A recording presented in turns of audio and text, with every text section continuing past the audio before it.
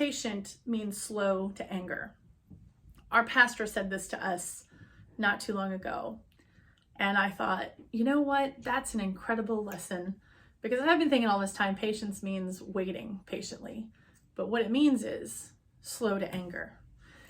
And as I walk through this week's message, it's really important to me to talk through that lesson, because I had something that was supposed to happen last night and it didn't happen.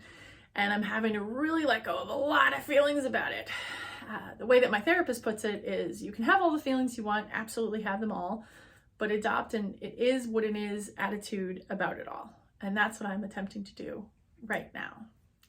So I'm trying very hard to be patient with the fact that there was something I really wanted to do. I asked a bunch of people to show up. They were able to be there. I was not. And that's just the way that worked.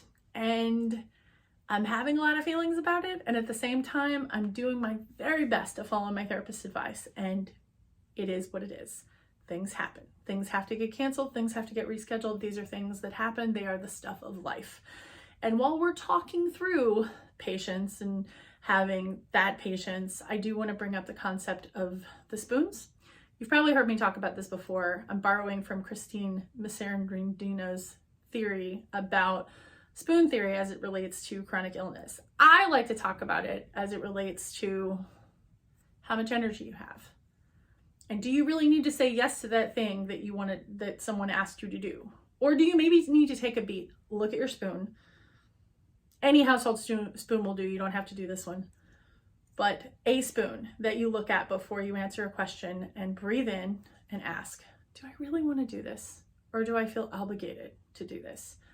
As Brene Brown puts it, choose discomfort, the discomfort of saying no, over the resentment of saying yes, and then realizing you still have to do the thing that you really don't want to do.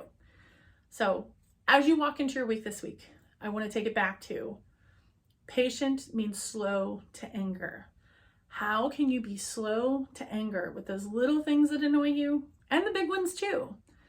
I'm Jen Haston, also known as the Boss of Balance. I do a weekly message on how to be a better partner, parent, and person. And you will, when you follow me, find easy to follow tips about how to get more life out of your life. And I do a weekly message on Haston Helping Hands. I am on Instagram. If you find this helpful, please go ahead and like, share, and subscribe. And I do say thank you for coming to my page. And remember, in the meantime, I'll see y'all next week. And in the meantime, keep seeking your balance.